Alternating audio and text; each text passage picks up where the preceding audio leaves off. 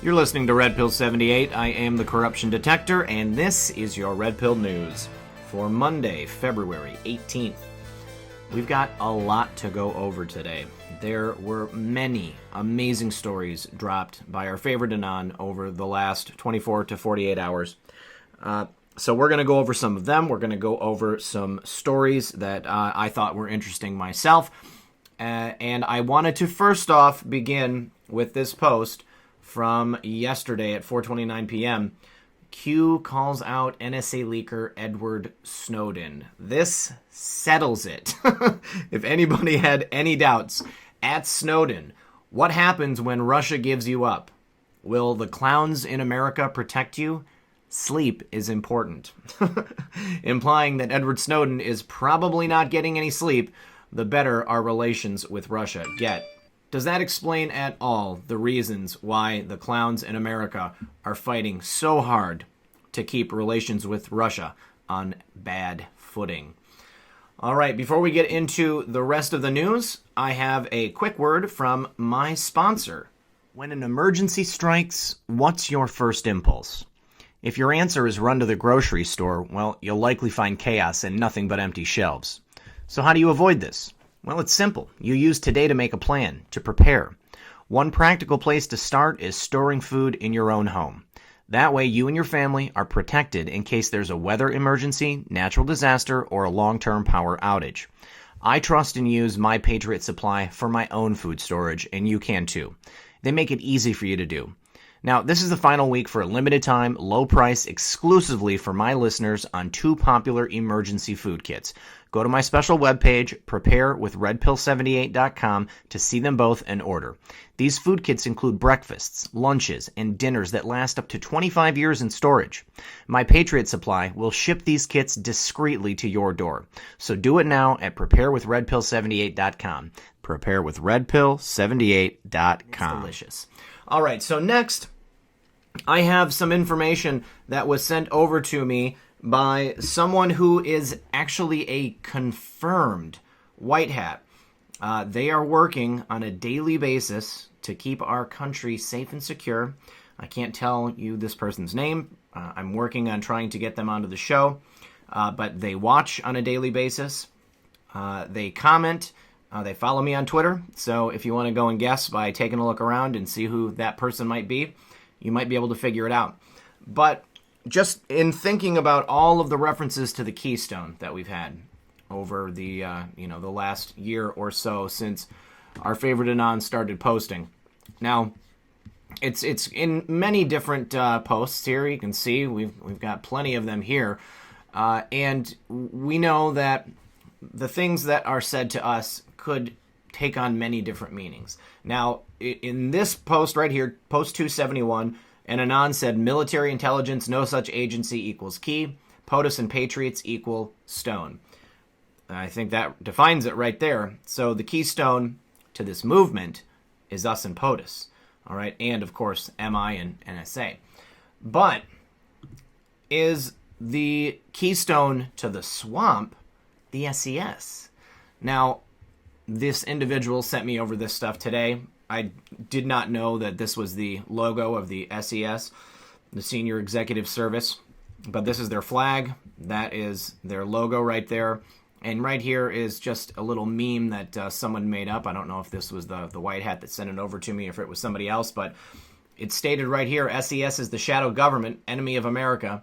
It is the keystone of the swamp, created by clowns in America and executed by Jimmy Carter.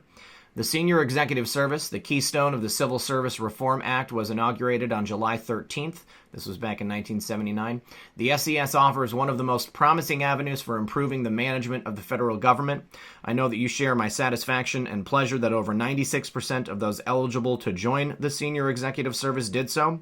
It is essential that we take advantage of this demonstration of confidence in the service and maintain the momentum which it has created.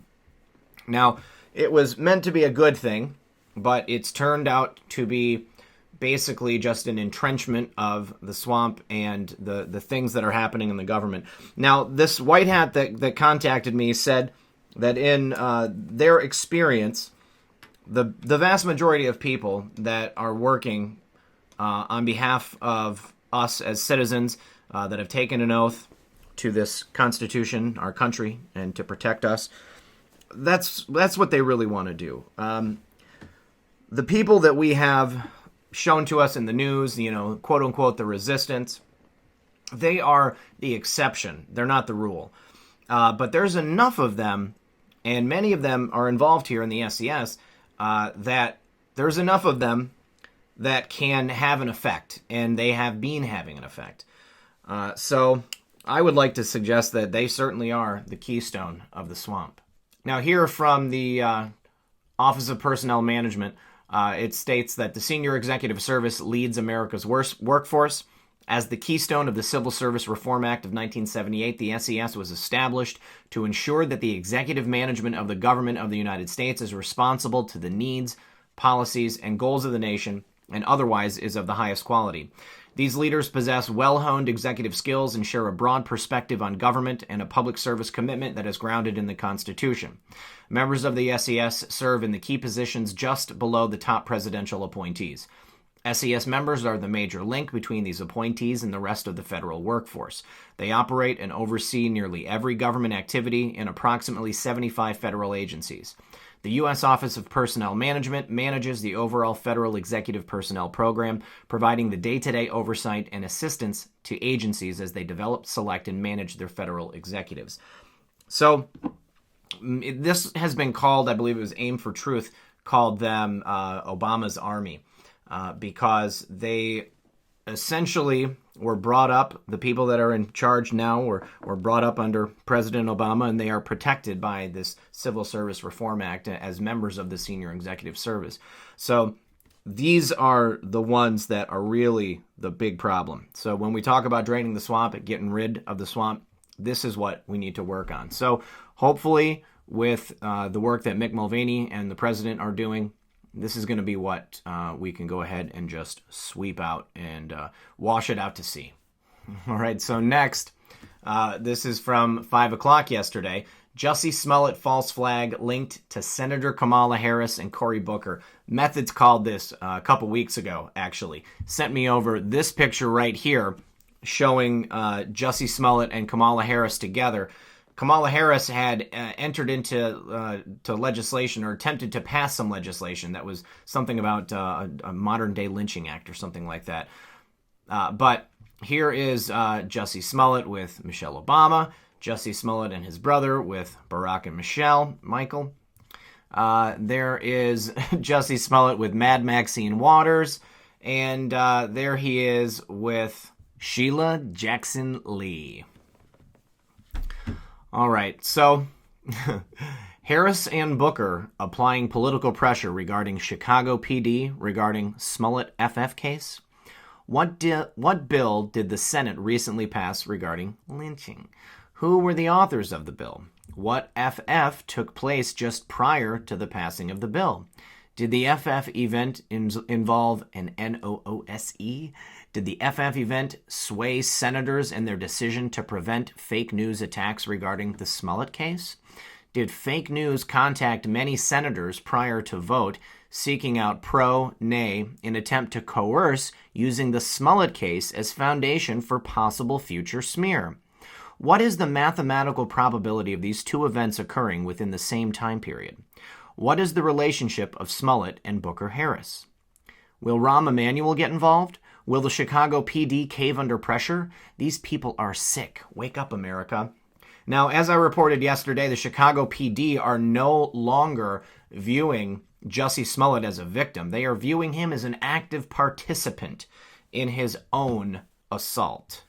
So now that it's come out that the Jussie Smollett attack was a hoax, and police are considering Jussie Smollett to be an active participant in his own assault and no longer a victim, what does that mean for Kamala Harris and Cory Booker on the bill that they railroaded through based upon that attack?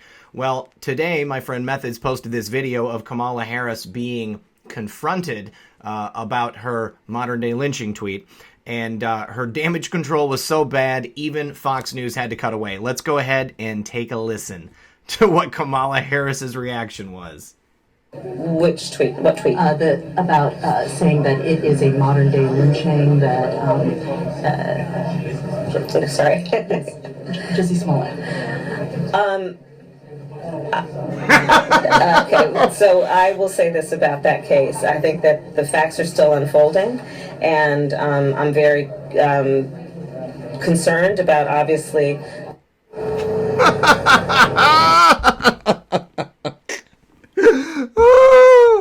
Oh, that was so painful to watch. Cringe, cringe, cringe. Oh, Kamala. Whew. This has backfired. Kamala Harris, Cory Booker, and Jussie Smollett. They have been caught in a modern-day hoaxing. So now, given these revelations and Kamala Harris's uncomfortable reaction to that line of questioning, oh God, she tried to see if there was any place she could run. Let's check out this article that was posted in this post from our favorite Anon.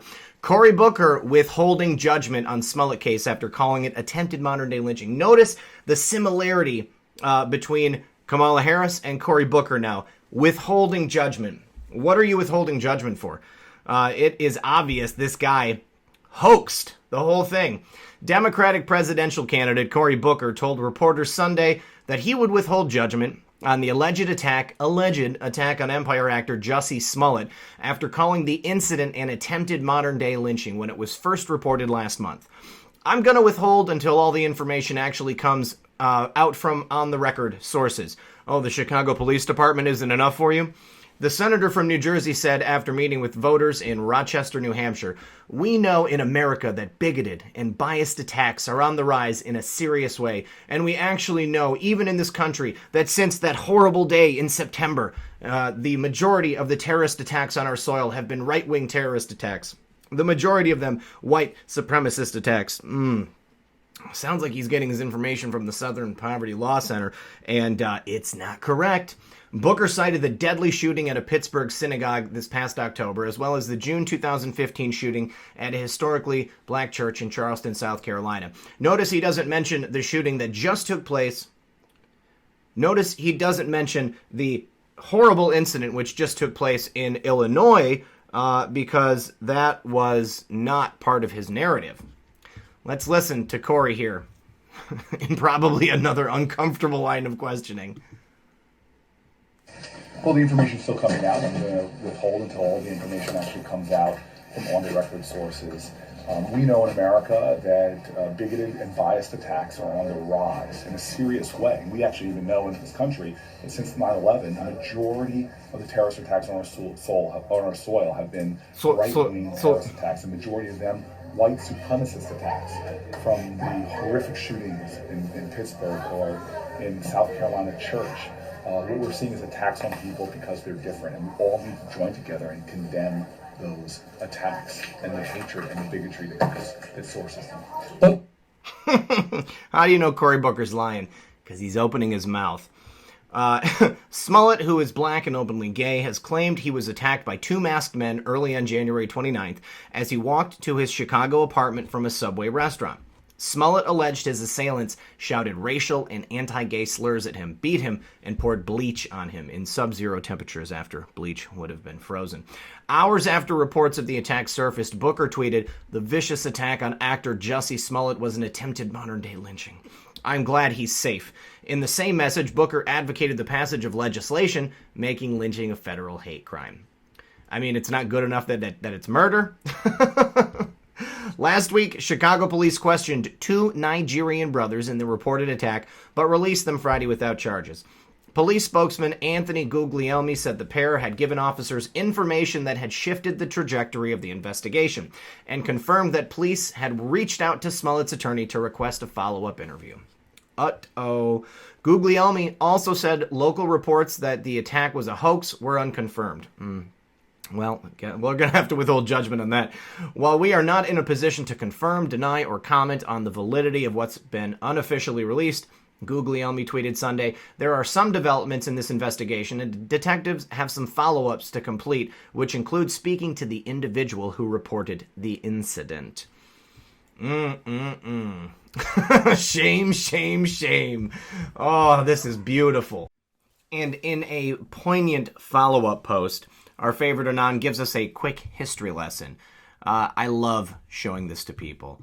If anyone ever asks you why you support Donald Trump, telling you that he's a racist, just give them this quick little graphic. 13th Amendment to abolish slavery. 100% Republican support, only 23% Democratic support. 14th Amendment gave citizenship to freed slaves. 94% Republican support, 0% Democratic support. 15th Amendment, right to vote for all. 100% Republican support and 0% Democratic support. Irony. Cue. And in an article posted on the board from The Hill, Elizabeth Warren says that officials have a duty to invoke the 25th Amendment if they think Trump is unfit. Well, here's the thing. A president is not unfit if you just don't agree with the things they're doing. And especially if he's working to make America great again. So let's take a look at this from Justin Wise at The Hill. Senator Elizabeth Warren, Democrat, Massachusetts, a 2020 Democratic presidential hopeful, on Sunday said that Trump administration officials have a constitutional duty to invoke the 25th Amendment if they believe the president cannot fulfill his job, saying their loyalty should be to the Constitution and not to the president. My point here is that if they believe that Donald Trump cannot fulfill the obligations of his office, then they have a constitutional responsibility to invoke the 25th Amendment, Warren said during a news conference after a rally in Las Vegas, according to the Nevada Independent. Their loyalty under law is not to him personally. It is to the Constitution of the United States and to the people of the United States. The comments from Warren came days after CBS aired a segment of an interview with former FBI Deputy Director Andrew McCabe, in which he said top Justice Department officials discussed launching an effort to invoke the 25th Amendment to force Trump out of office following former FBI Director James Comey's firing in May 2017. He also said Deputy Attorney General Rod Rosenstein had offered to wear a wire around the president. A spokesperson for McCabe walked back the remarks last week, saying that the former FBI official did not participate in any extended discussions about the use of the 25th Amendment, nor is he aware of any such discussions.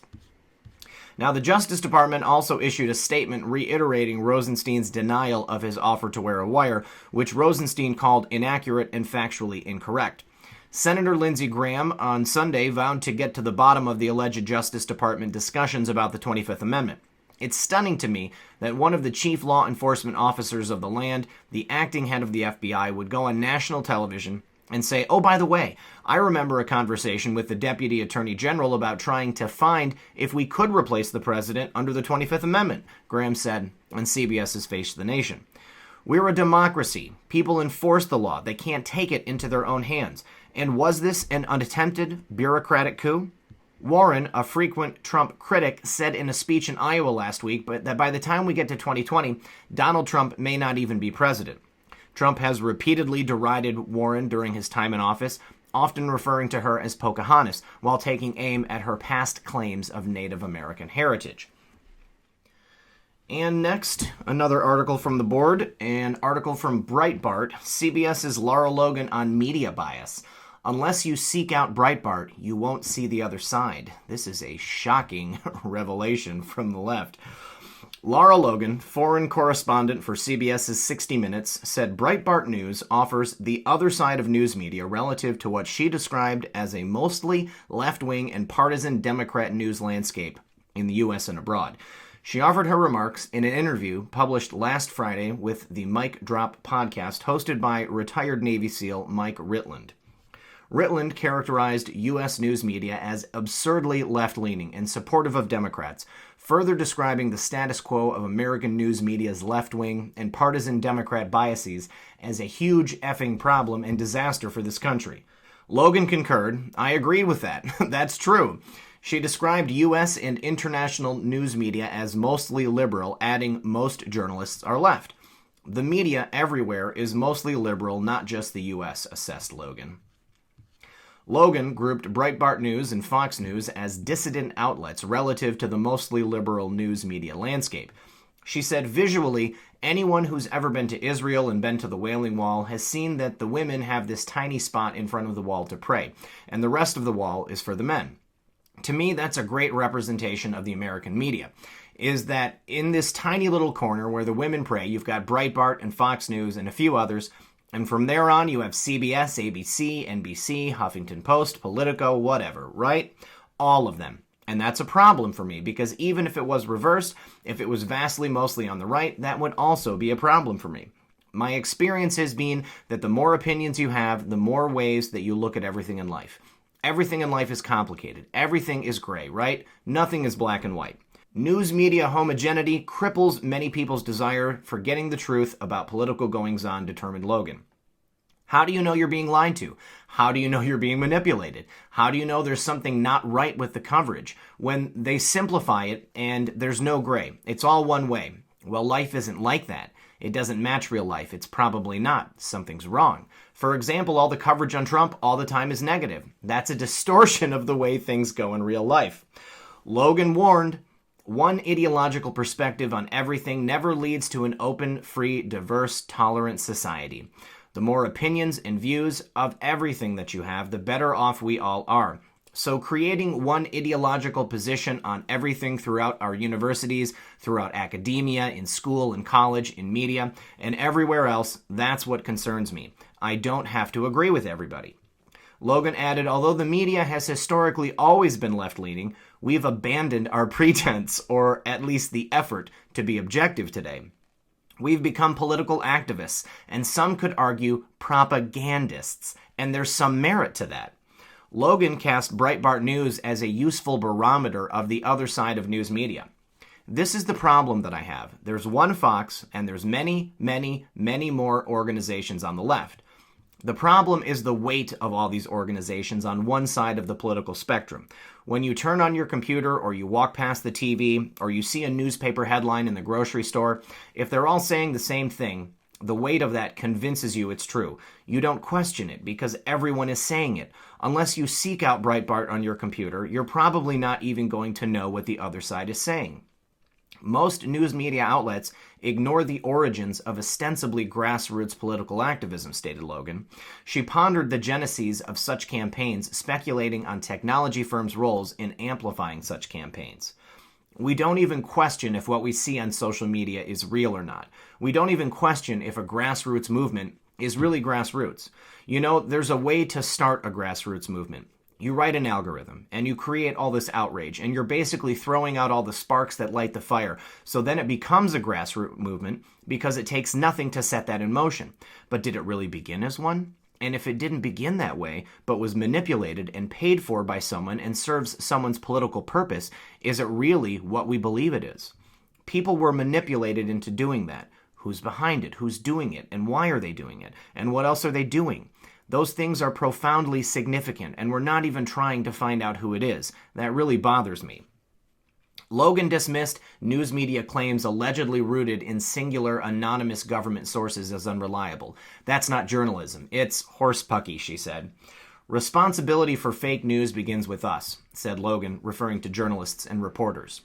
Logan recalled that Media Matters for America targeted her following a 60 Minutes report she filed related to the September 11, 2012 Islamist terrorist attack on the U.S. diplomatic compound in Benghazi, Libya.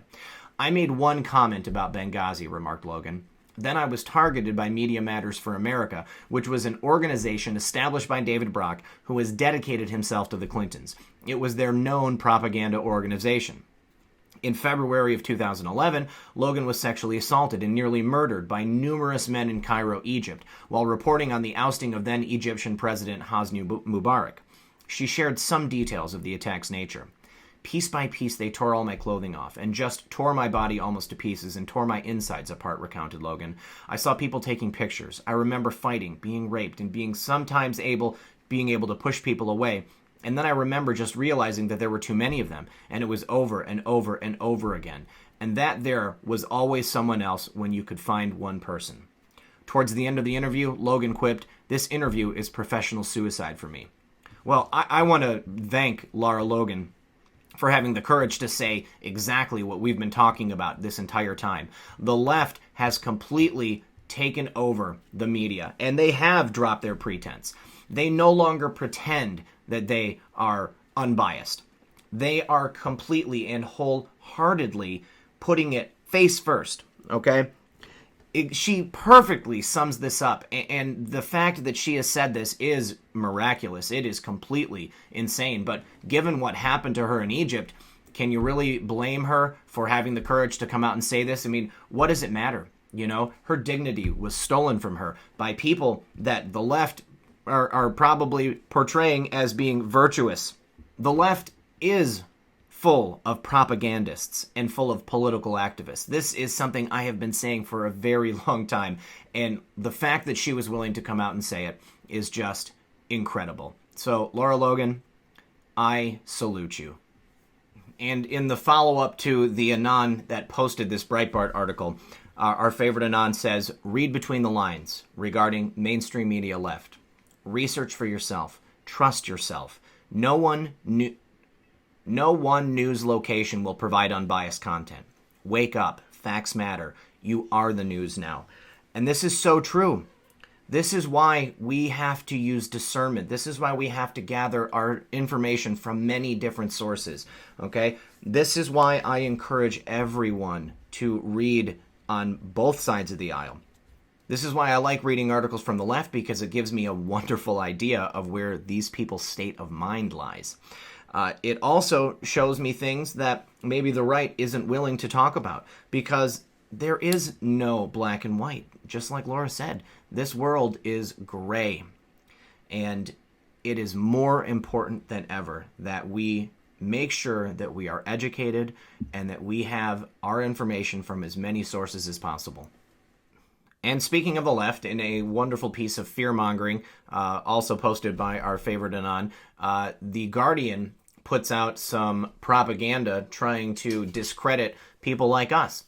The article is entitled, Stop the Online Conspiracy Theories Before They Break Democracy. Cannibals, aliens, and clandestine lizard overlords. Thanks to algorithms, such ideas threaten the future of Europe. Now, isn't it amazing that they always try to tie it back to the lizard people? There's really no better way to discredit someone than to tie all of those incredible conspiracy theories together and bring it back to the lizard people. Organized conspiracy theorist networks have launched an all-out information war across Europe. At the heart of this is the QAnon movement. It expanded from the US to Europe and the UK at rapid speed, hijacking political debates on social media, as well as mass protests in the streets in recent months. Our new analysis at the Institute for Strategic Dialogue shows that European conspiracy theorists run increasingly sophisticated campaigns around critical junctions in national, regional, and global politics. They even carried out social media operations to influence voters in German state elections, including the 2018 election in Bavaria. The QAnon community has began on the message board site 4chan, strongly overlaps with the support networks of far-right movements such as the EDL and Pegida. More recently, it co-opted yellow vest demonstrations and boosted hardline Brexit campaigns and Tommy Robinson protests. By injecting conspiratorial narratives into these movements, its members can leverage existing networks and alter their political direction. A commonly used tactic is to combine conspiracist hashtags with those of viral campaigns and trending topics. The scale this generates is disproportional enough to distort public perception. In 2018, ISD identified close to 30 million uses of the word QAnon across Twitter, YouTube, and forums such as Reddit and 4chan. Ahead of the European parliamentary elections this May, the virality of conspiracy theorists about the EU and the political establishment provides a fertile playground for populist parties. Groups such as Q Europe, Q Britannica, and Q Deutschland are already gearing up to influence voting behavior in a crucial election that will determine the future of the European project. QAnon adherents organize themselves on encrypted apps such as Discord and Telegram, linking the American-centered conspiracy theory to local contexts. Emotionally manipulative and tightly organized campaigns have allowed them to gather tens of thousands of supporters across Europe. They produce videos, disinformation databases, and run trainings on meme creation and psychological warfare. QAnon even has its own currency called Initiative Q, which its founders want to turn into the next Bitcoin. Across Europe, conspiracy theories that mix old anti-Semitic tropes with new ones that demonize migrants and Muslims have gained huge traction since the refugee crisis in 2015. A recent study showed that a stunning 60% of Brits believe in at least one conspiracy theory. The ideas that a cabal of global elites run the world, that there is a plot to replace white English natives with Muslim migrants, and that the authorities are covering up immigration numbers are among the most commonly held. All true. In QAnon forums, it is hard to overlook the holy mess of logical fallacies and contradictions. Its adherents link the MI6, Facebook, and the Rothschilds to the Vatican, Hollywood, the Nazis, the Illuminati, and aliens in order to explain that climate change is a hoax, the Holocaust never happened, and the world is run by pedophiles, Satanists, and cannibals, and that the Queen is a direct descendant of Prophet Muhammad. That's a new one. And yet this virtual cosmos of absurd theories can inspire real-world incidents. Just last month, a QAnon supporter killed his brother, whom he thought was a lizard. Can me and my pals raid MI6, DVD, and GO2 offices in London ourselves, please? Another QAnon believer suggested in a private messaging app. If it was private, how'd they get a hold of it? Beyond inspiring attacks on perceived enemies, the spread of conspiracy theories can, in the long run, sow societal divisions and undermine confidence in democratic processes, institutions, and representatives. At a time when distrust in the political establishment runs exceptionally high, it is easy to tap into existing suspicions and fill information gaps with fabricated news and distorted statistics. The architecture of social media platforms plays into the hands of extreme fringe groups by pushing users towards sensationalist context. The tech firms' business models and algorithms are geared to maximize the time users spend on their platforms. Governments and big tech firms are slowly starting to push back against the systematic diffusion of disinformation. Last month, YouTube announced that it would change its algorithms to stop recommending so many conspiracy theory videos. Meanwhile, the NGO OpenAI decided that it would not release its deepfakes for text tool because its researchers feared misuse. And the release on Monday of the UK Parliament DCMS Select Committee report demonstrates just how seriously the problems are being taken. But solutions to these problems need to be identified. Policies should require greater algorithmic transparency and accountability from tech firms in order to protect future elections. Instead of focusing exclusively on the removal of extreme content and accounts, it will be necessary to regulate against harmful infrastructures and malicious behaviors. As early adopters of new technologies, extremists will otherwise continue to exploit the latest innovations of cyberspace. And of course, as they note here that the distrust of politicians and politics and government is at an extreme high, the problem, it's not them. The politics and the politicians are not the issue. That's not why we have extreme distrust. It's not the fact that they have, in fact, done these things that people are talking about and claiming are conspiracy theories. It's not the fact that there really was a manufactured migrant crisis or that they were looking to replace populations. No, it can't be any of that. The problem is us. The problem is us, we the people who have figured these things out. It is now up to us to continue to educate ourselves and to continue this crusade that we have began and that we have been living. And our favorite Anon responds, what does fear look like? 30 million use QAnon across censored platforms? Incorrect. Much more. The Great Awakening. Where we go one, we go all. And it's true. People have awoken, and they could not be more frightened. They know that the end is near. They realize that we are no longer asleep, and that scares the holy HE double hockey sticks out of them. Now, earlier today, I retweeted this from President Trump. President Trump stated in a quote from Dan Bongino, this was an illegal coup attempt on the President of the United States. Dan Bongino said this on Fox and Friends, and President Trump says, true. I just want that to sink in to everyone reading this, everyone watching this video. Imagine the President of the United States is admitting that he understands there was a coup against him. Now, knowing this, does anyone actually believe that something is not going to happen? That these people are not going to pay?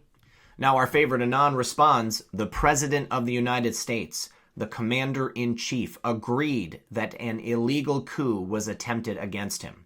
Stop and understand the gravity of that acknowledgement. Do you believe nothing will happen? Do you believe no one will be prosecuted? POTUS making statements for no reason? How do you introduce the truth to those still asleep? D-class coming? The message must be direct. Bypass the non-reporting of the truth, facts, by fake, spin the narrative news. This is why we are here. We must continue to help push this message. We must continue to support the president, and we must have faith that this will bear wicked fruit for the people who put this coup into motion. And just as I was finishing this video, the president pushed out this amazing tweet. He says, "The biggest abuse of power and corruption scandal in our history, and it's much worse than we thought. Andrew McCabe, FBI, admitted to plotting a coup, government overthrow, when he was serving in the FBI, before he was fired for lying and leaking." As stated by Sean Hannity, the president sums it up by saying, treason.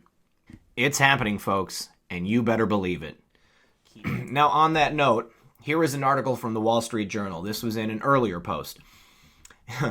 Its title is Bill Barr's Hot Mess. He arrives at a Justice Department that is in desperate need of an infusion of credibility. And that is what Bill Barr is going to do. It's fitting that William Barr's confirmation as Attorney General happened just as two powerful law enforcement figures were trading accusations involving President Trump. Mr. Barr's greatest challenge isn't antitrust deals, immigration policy, or even handling special counsel Robert Mueller. His overriding challenge is to reboot a Justice Department that has shredded its reputation and lost the confidence of Congress and the public. It's hard to feel confident in law enforcement when a former deputy director of the Federal Bureau of Investigation, Andrew McCabe, reveals that a small cabal of unelected senior law enforcement officers held meetings in May 2017 to plot Mr. Trump's removal from office. In an interview with 60 Minutes that aired Thursday and a forthcoming book, Mr. McCabe says he and other officials, including Deputy Attorney General Rod Rosenstein, did head counts of which cabinet officials might vote to declare the president unable to discharge the powers and duties of his office under the 25th Amendment. Mr. McCabe claims Mr. Rosenstein repeatedly offered to wear a wire when meeting with Mr. Trump. Mr. Rosenstein, who's expected to resign soon, responded Thursday with a Justice Department statement blasting the claims as factually incorrect and highlighting that Mr. McCabe was fired for lying to the department's Inspector General. The rest of the statement was pure spin, in which Mr. Rosenstein never denied the McCabe claims. That's the Justice Department Mr. Barr arrives to lead. A hot mess of finger-pointing, leaks, planted press narratives, obstruction, and extraordinary self-righteousness. Since the FBI presumed to investigate two active presidential campaigns, more than 24 Justice and FBI officials have been fired, demoted, or resigned. Yet no one in authority has acknowledged the mistakes that led to this bloodbath, explained how these institutions failed so spectacularly, or offered a plan for ending the dysfunction. That's Mr. Barr's opening. For the first time in this presidency, the Justice Department will have a leader who is apart from the Russia stink, neither accused of collusion nor obsessed with finding it. He's also uniquely suited to understand the importance of credibility and accountability, having worked in the 1970s at the Clowns in America, then under intense fire. The first measure of the independence Mr. Barr promised in his confirmation hearings will be his ability to assess ruthlessly the institution he's about to join and come clean with the public on two key questions, the whether and the how of 2016. Whether the Justice Department's and FBI's most controversial actions were appropriate. Is this acceptable for the FBI to use opposition research as an excuse to surveil a political campaign? To use back channels to stay in touch with sources it fired? To open counterintelligence investigations as opposed to criminal ones into political figures? To actively hide those investigations from congressional overseers? To hold meetings about removing presidents? If the answer to any of these questions is yes, Americans deserve to know that this is the brave new world they live in. If not, how did it happen? And how can leaders make sure it never happens again? What protections are there against the clear bias that permeated law enforcement's upper ranks, Peter Strzok, or insubordination, Jim Comey, or obsessed media cultivation, Mr. McCabe? What are the lines of authority, and what are the consequences for breaking the rules? How is it, as we learn this week from newly revealed emails, that Hillary Clinton's lawyer, David Kendall, was able to reach the FBI's general counsel on the phone? How many Americans get that courtesy? The public will never trust a law enforcement agency that has different standards for the powerful, or appears to prosecute only in one political direction, or operates as a law unto itself. This accounting is important for the country, but also for the Justice Department and FBI themselves, and their ability to protect the country. Lawmakers, for instance, remain furious about the abuse of the Foreign Intelligence Surveillance Act. It's a bedrock tool for combating terrorism, yet it was stretched for use against American citizens involved in political campaigns. Top Republicans have made clear they will refuse to reauthorize parts of FISA until the Justice Department acknowledges that it overstepped its bounds and explains what reforms it will take. Mr. Barr may be tempted to fob all of this off on the investigations by the U.S. Attorney for Utah, John Huber, or the Justice Department Inspector General. But Mr. Huber appears to have done little by way of investigation. The Inspector General's report could still be a long way out. And in any event, these questions merit answers from the nation's top legal officer. Mr. Barr needs this job like he needs a hole in the head. But if he spends the next years rebuilding trust in federal law enforcement, he'll have performed an immense public service. And this article, quite obviously, was posted by our favorite Anon because it lays out exactly, word for word, everything that is wrong with our Justice Department and our federal law enforcement agencies at this point in time. The fact that all of this happened is completely shocking, all right? For the people that I know that work in the federal government that have spoken to me, the fact that this has happened has just blown their minds, all right? The average person working day to day in the federal government, they go to work, they want to support their families, they do their job as they're told, but they stand around the water cooler and they talk about the fact that this is happening, and it's like a movie. It's a giant soap opera. But they understand that it needs to change because in order for them to do their jobs, to be effective, they have to maintain the trust of the American people. And they know they've lost it. We know they've lost it. Our favorite Anon is highly aware of the fact that it has been lost. And the only way that we can save our government and save ourselves is to reinstate that trust through the even application of laws and justice in our country once again. We currently live in a two-tier political system. The rich and powerful get away with whatever they want. The average person does not have the ability to do the things that Hillary Clinton or that Andrew McCabe or that Jim Comey have done. We pay the price if we break the law. But if you're rich and powerful and you have connections and you are part of the deep state, part of this intelligentsia, this active upper class that we have here in America, there are no consequences. Well, that's about to change. And Bill Barr, he's the guy who's about to bring the pain. I want to end tonight on post 2788 from earlier today at 1:57 p.m. It's entitled, Q is addressing people's innate need for truth, transparency, justice, good and right, freedom, and safety. How can an entity known only as Q, faceless, nameless, fameless, etc., begin to ask questions on 4chan, now 8chan, and build something of this magnitude?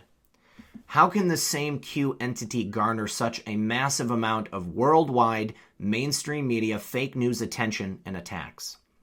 How is it possible this Q entity can forecast future events or know when the POTUS is about to tweet? How is it possible future proves past regarding information provided? How is it possible this Q entity, an entity who began by merely asking questions on 4chan and 8chan, was able to fill in the blank? Think logically. People are craving the truth. People are craving transparency. People are craving equal justice under the law. People are craving good. People are craving right. People are craving true freedom. People are craving safety and security. People are craving fill in the blank. Proofs negate falsehood and conspiracy attacks. Those who attack have an agenda or remain plugged into the biggest disinformation campaign to ever be witnessed. Ask yourself, why are liberals always angry? Why do they curse? Why do they slander, push fake labels, racist, sexist, etc.? Why do they create emotional outbursts when challenged? Why are they violent? Why do they form mobs and packs? Why are they incapable of listening to the other side? Fascist. When you don't have facts to support your arguments, present logical reasoning, you must resort to the above tactics. The narrative is designed to keep people in a constant state of fear, thereby forcing anger, rage, and violence. Emotionally unstable people are easier to control. They want you divided, divided by race, divided by class, divided by religion, divided by political affiliation, divided as human beings. Divided, you are weak. Together, you are strong. When you are strong, you think for yourself. When you are strong, you challenge what you are told to believe. When you are strong, you are awake. When you are strong, you are no longer controlled. Trust yourself. Trust that you are not alone. Trust that there are good people right beside you fighting for what we know to be right. God bless you all. Where we go one, we go all. I want to thank everyone for joining me tonight. As always, I am Red Pill 78, the corruption detector, and this was your real Red Pill News. Good luck, everyone, and God bless.